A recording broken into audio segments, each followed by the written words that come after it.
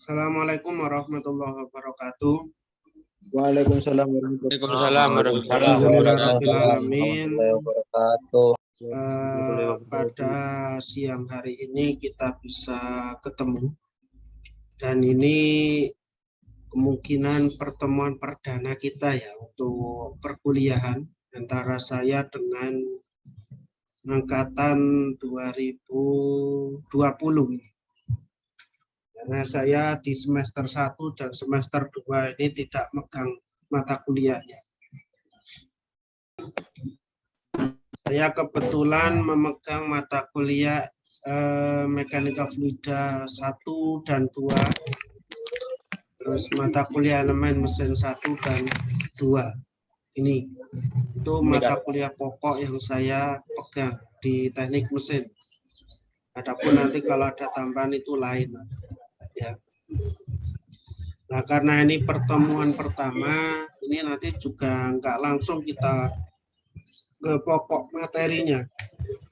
Di pertemuan pertama ini ada kontrak perkuliahan namanya. Nah, di dalam kontrak perkuliahan ini yang pertama yang perlu saya sampaikan terkait absensi. Di absensi nanti akan sudah kelihatan ini ya. Kelihatan sekali, Pak. Kelihatan, oke. Nah, ini RPS saya. RPS itu rencana pembelajaran semester. Dan ini ada tahapan-tahapan apa saja yang akan kita pelajari mulai dari minggu pertama sampai minggu ke-14 nanti. Karena tatap muka kita atau pembelajaran kita cuma 14 kali pertemuan. Sedangkan yang 2 kali itu UTS dan UAS. Jadi total 16 kali. Ya. Di mata kuliah ini adalah mata kuliah Mekanika Fluida 1 ya. Ini kurang satunya. Ini ada di semester 3 dengan kode mata kuliah MKW, mata kuliah wajib ya. Maksudnya itu mata kuliah wajib dengan kode 61008 yang menjadi prasyarat adalah mata kuliah fisika 2. Ini pengembang RPS itu saya sendiri, pengampunya juga saya sendiri. Ini karena RPS baru ya. Dan ini termasuk RPS UBE ya. Outcome Based Education. Jadi ini baru disahkan kembali tanggal 16 Agustus kemarin. Ya. Di Prodi Teknik Mesin, Fakultas Teknik. Nah, ini RPS saya ini. Ya. Jadi ada yang mengesahkan. Di sini harus ada tanda tangan semuanya. Ya. Ini otoritas pengesahan. Ini kalau ini mata kuliah dengan dosen, kode, bobotnya. Nah, harapannya itu nanti teorinya nggak terlalu banyak, tapi kalian juga ada praktek. Tapi prakteknya nanti itu di elemen Mekanika Fluida 2. Kalian harus menempuh mata kuliah atau harus menempuh tugas besar nantinya. Capaian pembelajaran yang pertama terkait dengan sikap. Ini wajib atau mutlak dari Unisma. Ya. Itu yang pertama ya harus berketuhanan yang bertakwa kepada Tuhan Yang Maha Esa. Yang kedua, S9-nya menunjukkan sikap tanggung jawab atas pekerjaan di bidang keahliannya secara mandiri. Ini untuk apa? Ini untuk menumbuhkan percaya diri kalian. Jadi jangan sampai ketika kuliah nanti atau ada tugas atau ujian, kuis dan sebagainya, ini kalian mengambil atau menyontek dari teman kalian. Nah, kalau sampai itu dilakukan, berarti poin yang kedua, yaitu menunjukkan sikap tanggung jawab terhadap diri sendiri, ini tidak ada. Berarti kalian termasuk orang yang bisa dikatakan pengecut, karena tidak percaya dengan kemampuannya sendiri. Padahal kalian kuliah ini tujuannya supaya kalian ini bisa menimba ilmu. Nah, kalau pada saat menimba ilmu prosesnya tidak benar, lah ini ya naudzubillah, jangan sampai nanti. Terus mengintegrasikan nilai-nilai aswaja dalam kehidupan sosial, akademik, dan religius. Ini yang tadi saya katakan, ini JPL wajib bagi Unisma, karena Unisma ini adalah kampus NU. Ya, jadi harus mengedepankan nilai-nilai aswaja. Ya, baik itu dalam kehidupan sosial kalian, ya kita semua, akademik maupun agama, religius. Keterampilan umumnya di sini lumayan banyak, mampu menerapkan pemikiran logis, kritis, sistematis, dan inovatif dalam konteks pengembangan atau implementasi ilmu pengetahuan dan teknologi yang memperhatikan dan menerapkan nilai humaniora yang sesuai dengan bidang keahliannya. Tentunya mahasiswa itu tidak mungkin bisa menguasai segala hal. Ya, mahasiswa itu tidak mungkin, karena apa? Ya sesuai dengan jurusannya, ya, atau passionnya di mana dia, lah itulah yang harus dia kejar. Makanya di Unisma itu ada beberapa prodi dengan harapan mahasiswa atau calon mahasiswa itu bisa memilih sesuai dengan passion. Yang CPL 4 yaitu mampu menunjukkan kinerja mandiri, bermutu dan terukur. Loh ini loh, ya itu. Dan nanti ini bisa dipelajari juga nih. Nah, yang terpenting di sini ada output mata kuliah. Itu berupa simulasi. Terus produk berupa modul, dasar praktikum, dan percobaan. Nah, ini nanti bisa dirangkum dalam tugas besar terstruktur nantinya. Terus ada outcome. Output dengan outcome ini berbeda. Kalau outcome, ini kemampuan apa yang kalian miliki, maka di sini kalian harus mempunyai outcome, menerapkan matematika, sains, dan prinsip rekayasa dalam menyelesaikan masalah rekayasa pada sistem mekanik atau mechanical system. Ini harus mampu. Makanya mata kuliah matematika itu ada di semester 1, 2, dan 3. Ya, 3 semester. Ya. Terus kemampuan mengidentifikasi, merumuskan, dan menganalisis serta menyelesaikan permasalahan teknik. Ini harus mampu kalian. Jangan sampai orang teknik ketika ditanya masalah teknik nggak ngerti. Terkhusus yang berkaitan dengan teknik SIM. Ini harus tahu. Paling tidak kalian harus mampu melakukan menganalisis. Karena kita memang bukan program vokasi ya. Kita di S1 itu analisa. Cuman meskipun analisa, tadi sudah saya sampaikan, harapannya karena yang diinginkan Pak Rektor itu sangat luar biasa, sehingga tadi ada persentase.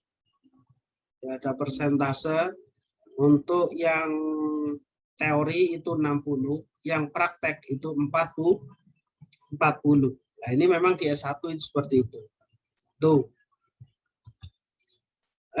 Daftar pustaka ini bisa kalian cari. Yang utama, yang wajib artinya itu ini, Robert Wifok Alan ya, di McDonald ini. Tapi ini sudah ada versi bahasa Indonesia. Jangan khawatir.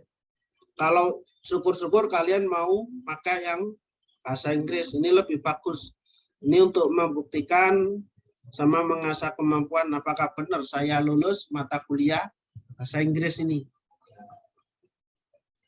Terus ada referensi atau pustaka sebagai pendukung. Di sini ada 7 ya. Ini yang nanti kita jadikan buku pegangan ya, referensi kita. Terus di sini ada pertemuan mulai dari minggu pertama sampai minggu ke-16.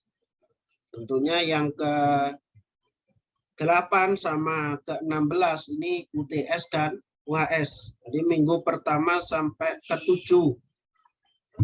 Mulai dari mampu apa itu, bisa mendefinisikan apa itu fluida dan lain sebagainya, parameternya, metode analisanya, dimensi, unit, ini harus tahu dulu. Ya. Pertemuan kedua baru memahami konsep dasar mekanika fluida, medan kecepatan, medan tegangan, viskositas fluida, tegangan permukaan, serta deskripsi dan klasifikasi dari gerakan fluida. Terus minggu ke-5 dan ke-6 mampu mengetahui dan menganalisa statika fluida terkait dengan manometri, gaya hidrostatik, gaya apung, dan kestabilan. Nah, di pertemuan ke-7 atau minggu ke-7 sebelum UTS nanti, kita harus mampu menggunakan 5 persamaan dasar untuk diubah menjadi persamaan transformasi Reynolds atau angka Reynolds dan menggunakan persamaan konservasi massa untuk menganalisa problema mekanika fluida terkait volume atur. Nah, ini pada pertemuan atau pada minggu ke-7. Minggu ke-8 ini UTS, minggu ke-9, 10 dan seterusnya nanti bisa kita lihat. Ini saya share nanti tidak masalah ini. Ya. Oke. Saya stop dulu sampai di sini. Nah, itu untuk kontrak perkuliahan sama RPS. Sudah saya jelaskan di ini kewajiban dosen pertama kali atau pada pertemuan pertama itu harus menyampaikan kontrak sama RPS-nya. Ini sebagai bukti juga kalau dosennya tadi menyampaikan ini. Kelihatan nggak kalian? Kelihatan, Mbak. Nah, cuman saya pengen tahu ini dulu. Meskipun sudah ada mata kuliah teknik pengukuran, tapi saya pengen tahu ini. Nah, ini atau saya mengulangi aja saat yang terkait dengan besaran, dimensi, dan satuan. Orang teknik itu tidak akan lepas dari ini. Ya. Termasuk misalkan dalam dunia otomotif pun tidak akan terlepas dari ini. Ya. Ini tadi Mas Muhammad Firdaus ini dari mana ini? Saya dari Mojagung Jombang, Mbak. Oh, Mojagung Jombang. Oke.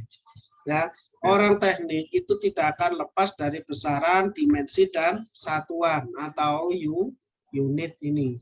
Ya, makanya ini harus benar-benar dipahami. Jangan sampai, dan kadang dosen itu memberikan soal.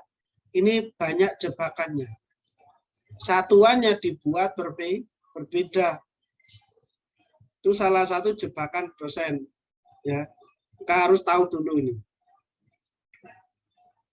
Sehingga di sini dikatakan besaran itu sesuatu yang bisa diukur. Terus bisa dinyatakan dalam nilai satuan tertentu. Itu besaran. Contoh, panjang meja. Ya. Panjang ini bisa dikatakan besaran karena apa? Dia bisa diukur. Ya. Nah, kalau alat ukur nanti itu sudah lain urusannya. Ya. Terus bagaimana cara mendeskripsikan objek? Misalkan ini, wah, ini coba deskripsikan gajah ini. Gajah itu besar. Sebesar apakah? Nah, berarti dia harus diukur ketinggiannya itu berapa. Tidak bisa kalau hanya gajah itu besar, lebih besar dari orang. Tapi variabelnya tidak jelas. Ya. Terus dia juga bisa dilakukan penimbangan dan sebagainya. Di sini harus terukur, kalau tidak terukur tidak bisa. Ya. Oke, ini saya bawa ke mana? Jadi besaran, ada besaran fisis, ada besaran non fisis tadi itu. Ya. Kalau fisis kaitannya dengan fisika, yang menjelaskan deskripsi fenomena yang menjadi objek pengamatannya. Kalau non fisis, nah, kaitannya dengan gajah itu mudah marah, misalkan kulitnya kasar. Begitupun juga dengan orang. Kalau dia itu mudah marah, lah itu bukan besaran yang terukur itu namanya, ya. Karena apa? Variabelnya tidak jelas. Nah, kalau variabel besaran fisis itu kaitannya dengan tinggi, massa, panjang. Misalkan tingginya 2,5 meter, massanya 4 ton, panjang 5 meter. Kalau yang non fisis itu deskripsi ya. Di sini kan ada kualitatif dan ada kuantitatif dan ada kualitatif. Kalau kualitatif itu ya gadingnya panjang, lebih besar dari orang, tenaganya kuat. Nah, ini kalau yang non kuantitatif atau kualitatif. Ya. Terus bagaimana cara mendefinisikannya? Contoh di sini massa emas. Definisi materi yang dikandung emas. Cara mengukur. Ini misalkan emas, ini anak timbangan. Ini dengan cara memakai timbangan. Ya. Dibandingkan. Ini hanya saja saya mengulang-ulangi aja ya. Ini. Termasuk satuan di sini, 1 jengkal itu enggak jelas itu ya. Dimensi. Di besaran satuan dimensi tadi itu. Alat ukur. Ya. Ini yang dipakai, ini mendapatkan atau mengetahui hasil yang dipergunakan untuk perbandingan. Fungsi alat ukur macam-macam. Loh, ini harus tahu kalian. Besaran dasar, besaran turunan, dan besaran pelengkap. Satuan ada British, ya. Ada ini kan ada satuan metrik yang universal, ada panjang, ada massa, ada waktu. Nah, ini simbol-simbolnya.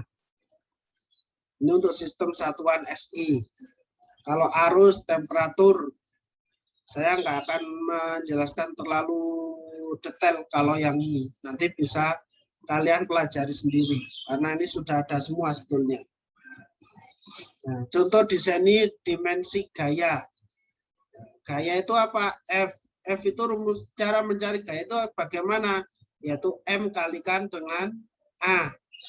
Yang mana A itu bisa dicari dari L kali T pangkat min 2. Kalau dimensi kecepatan berarti V. Kecepatan itu bisa diketahui dari apa? Panjang dibagi dengan waktu. Ya kalau kalian katakanlah naik mobil atau naik motor, berapa kecepatannya itu bisa diketahui.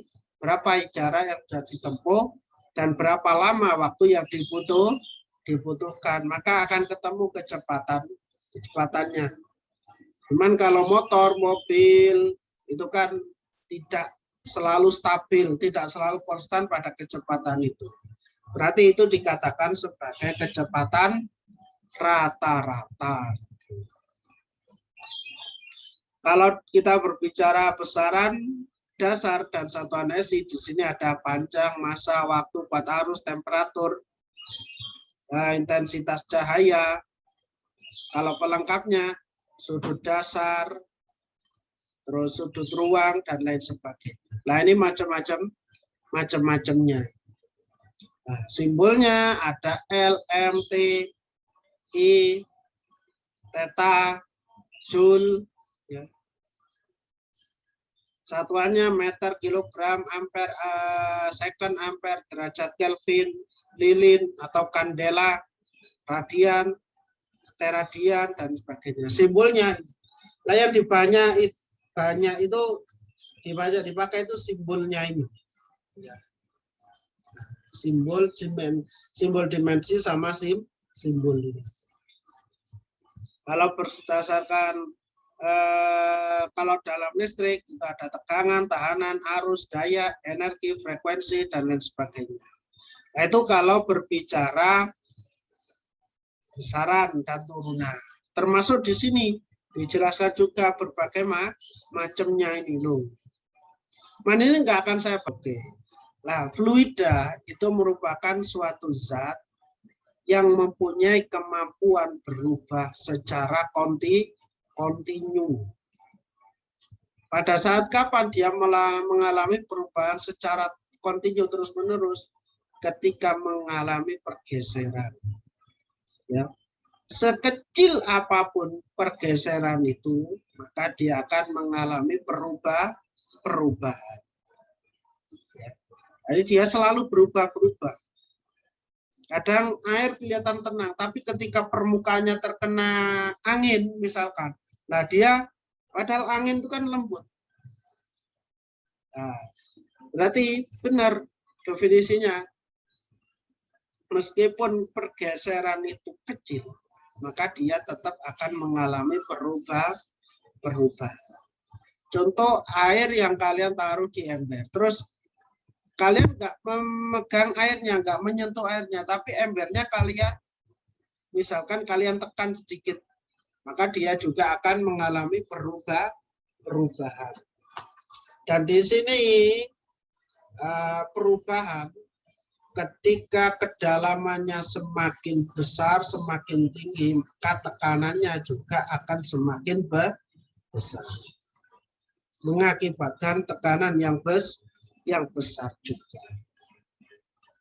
Nah, intinya fluida itu ada dua macam, ada dua jenis, ya, yaitu gas dan cairan. Ingat, gas itu juga masuk kategori fluida. Nah, gas di sini juga termasuk udara nantinya. Ya. Sehingga fluida itu dibagi lagi menjadi dua macam. Ada kompresibel dan ada inkompresibel. Ada kalanya fluida itu bisa dimampatkan dan ada kalanya fluida itu tidak bisa dimampatkan. Contoh fluida yang tidak bisa dimanfaatkan. Apa itu? Ya cairan. Entah itu air, oli, air raksa maupun yang lain yang sifatnya itu cairan atau masuk kategori cairan, maka dia tidak bisa dimanfaatkan, sehingga dikatakan inkompresibel. Nah, di sini cairan didefinisikan mempunyai permukaan bebas dan masanya akan mengisi ruangan sesuai dengan volumenya setelah tidak dimanfaatkan, tidak bisa dimanfaatkan. Contoh sekarang, apa ya? Contoh inilah, apa ini? Namanya ini apa ini? Ada sebuah wadah, hand sanitizer atau yang lain atau pembersih lah ini namanya. Nah ini kapasitas dia. Ini cuman katakanlah 90 mili atau 100 mili misalkan. Terus saya isi 1 liter. Muat nggak dia? Tidak. Ya tidak mungkin muat. Karena apa? Dia daya tampungnya cuman 100 mili. Ketika dikasih cairan atau air atau oli atau yang lainnya dengan ukuran 1 liter maka tidak akan muat. Nah, katakanlah di situ ada ember atau balon dengan diameter 10 katakanlah. Terus berisi air. Nah, apakah balon ini bisa diperkecil diameternya menjadi 5? Tidak bisa. Ya. Contoh lain sebagai bukti kalau dia mempunyai permukaan bebas dan masanya akan akan mengisi ruangan sesuai dengan volumenya. Apa? Misalkan kalian berada di kelas. Ada teman kalian bawa 1 botol air mineral. 1 botol atau 1 gelas lah.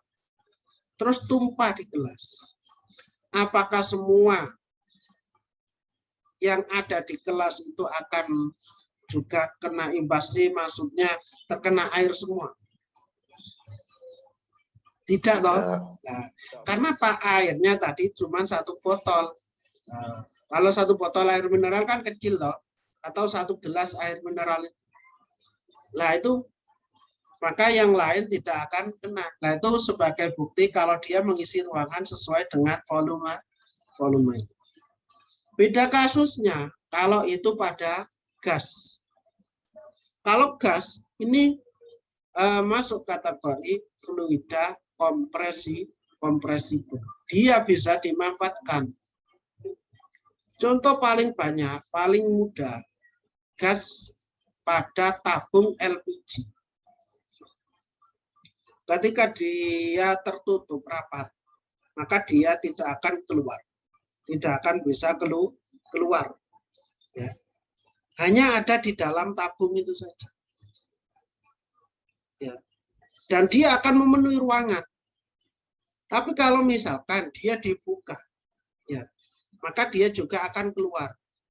Keluarnya ini juga memenuhi ruangan dia. Ya, akan memenuhi ruangan. Sehingga baunya bisa jadi tidak enak. Bau gas itu loh. Seluruh ruangan misalkan ditaruh di dapur atau di kamar, maka itu akan memenuhi ruangan. Nah, dari bau itu menunjukkan kalau gasnya ini memenuhi ruangan atau keluar dari tabungnya tadi itu. Ya. Nah, apakah bisa misalkan tabung dia kapasitas isinya itu cuma berapa ya? Yang kecil itu berapa tabung gas LPG itu? 5 ya? 5 atau berapa? 3 ya? Kilo, Pak. 3 kilo. 3 kilo. Ya. 3 kilo. Misalkan diisi 12 kilo, bisa nggak? Nggak bisa. Bisa, Pak. Bisa saja. Bisa. Tergantung kekuatan dari tabungnya. Berarti apa? Tekanan yang ada di dalam tabung semakin kuat. Ya. Tapi kalau tabung yang 12 kilo diisi yang 3 kilo, maka tekanan di dalamnya semakin kecil atau kecil. Nah itu bedanya. Ini untuk membedakan terlebih dahulu, kalian harus punya persepsi yang sama sebelum kita membahas lebih lanjut terkait dengan fluida. Ini harus dipahami dulu, bisa dilogikakan dulu. Contoh yang paling mudah, di dalam kelas, katakanlah kelas lagi, ada anak buang gas, padahal dia di pojok bagian belakang. Kenapa yang bagian depan ini kok ikut merasakan, paling tidak ikut mencium baunya? Karena dia akan memenuhi ruangan. Tapi kalau air, misalkan di pojok bawah, itu dikasih tadi, dituangkan air tadi, air mineral 1 botol misalkan. Pojok atas, ini kan tidak mungkin kena. Karena dia tidak memenuhi ruangan, tapi dia mencari dan mengisi ruangan sesuai dengan volumenya. Tentunya kalau fluida, air, itu mengisi yang paling rendah. Nah ini yang harus dipahami dulu sebelum kita ke yang lain. Ini paham ya sampai di sini ya? Amat paham.